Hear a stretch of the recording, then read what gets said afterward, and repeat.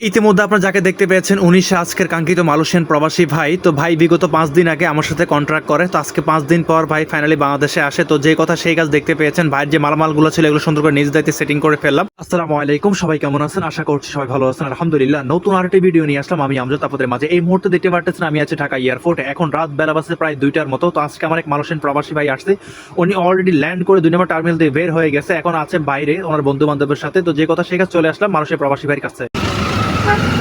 আসসালামু আলাইকুম, কি অবস্থা? ভালো আছেন? আলহামদুলিল্লাহ। এখানে আসার দরকারটা ছিল কি বলেন তো? আমার ওইখান থেকে খুব ডিস্টার্ব করতে যায়, এই জন্য আর কি মানে বাইরে নিচে থেকে চলে আসলাম। ওইখানে আমি বলে যতই ঝামেলা থাকুক না কেন ভাই, এগুলো তেমন কিছু না। একটু আগে থেকে যদি না ইয়া করেন আমি কীভাবে বলবো? ভাই আমি আপনাকে বলি, আমার বাসা ওই যে বিল্ডিংটা আছে না, এটার পাশেই।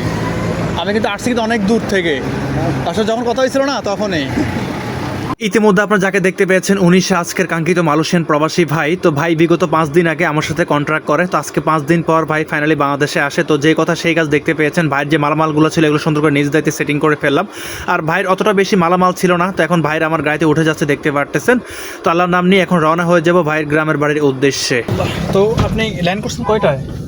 আমি ল্যান্ড করছি এসি চলতেছে 12টা 45 45-55 মানে 50-এর সময় আর কি। বাংলাদেশের ইমিগ্রেশন হয় বাবা, ভাই ভিতরে কি অবস্থা জানেন? তবে আমার ভাইরা, পিছনের ভাইরা, ওনারা অনেক তাড়াতাড়ি চলে আসছে ওনারা। হ্যাঁ, ওরে আমি আসতে বলছি যে দেখ তোরা এখানে আইসে পালি মানে ইয়া কর, লেট কর, কোনো সমস্যা নেই, কিন্তু যেন তোরা দেরি করিস না। অনেক আগে চলে আসছে ওরা, আসছে কত 7টায় আসছে। আপনার ভিতরে ইমিগ্রেশনের ওইখানে গ্যাঞ্জাম শুরু হয়ে গেছে। আচ্ছা, আলহামদুলিল্লাহ। অবশ্যই প্রবাসী ভাইদেরকে নিয়ে এয়ারপোর্ট থেকে বের হয়ে যাচ্ছি, তো ইনশাল্লাহ প্রবাসী ভাইদের গ্রামের বাড়ির উদ্দেশ্যে। তো আল্লাহ পাক যদি সহি সালামতে পৌঁছায় আর কি। আর এখন রাত বেলা বাজছে প্রায় 2:30টার মতো।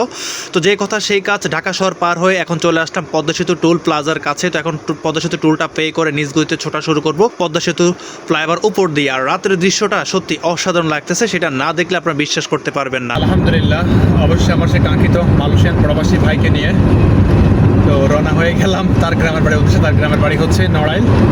তো ওনাকে আমি রিসিভ করছিলাম রাত 2টার দিকে। তো যাত্রাবাড়ি এসে প্রায় এখানে 1 থেকে 1.5 ঘন্টা মানে এখানে অবস্থান নেই, কিন্তু বুঝতে পারতেছেন মাঝে 64 জেলার রাস্তাঘাট এখন অনেক টাইমে অনেক অকারেন্স ঘটে। যাই হোক, ইনশাল্লাহ এখন আমরা পদ্মা সেতু পার হয়ে এখন নড়াইলের রোডে আছি, মানে প্রবাসী ভাইয়ের গ্রামের কাছাকাছি। আর বেশি না, প্রায় আধা ঘন্টার মতো। তো ভিডিওটা সাথে থাকবেন, সম্পূর্ণ দেখবেন, যাতে সহি সালামতে প্রবাসী ভাইটাকে নামিয়ে দিতে পারি।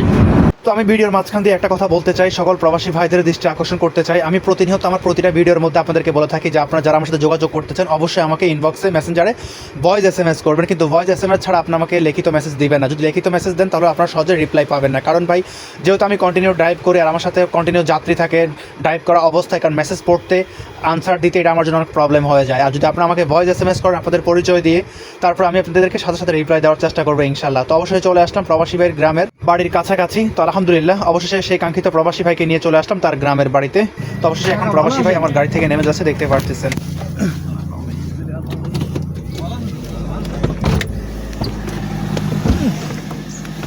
তো একটা প্রবাসী ভাই যখন 9টা বছর পর দেশে আসে, তার আত্মীয় স্বজন তার জন্য অপেক্ষা করে থাকে। তো যার সাথে উনি মোলাকাত করতেছে উনি হচ্ছে মূলত ওনার চাচা, মানে প্রবাসী ভাইয়ের চাচা।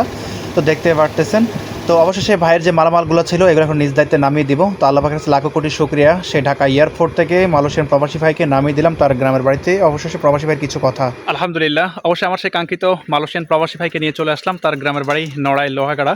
তো ভাই, আপনি তো আসলেন ঢাকা এয়ারপোর্ট থেকে, রাস্তাঘাটে কোনো প্রবলেম ফেস করছেন কিনা আমাদের প্রবাসী ভাইদের উদ্দেশ্যে কিছু বলেন।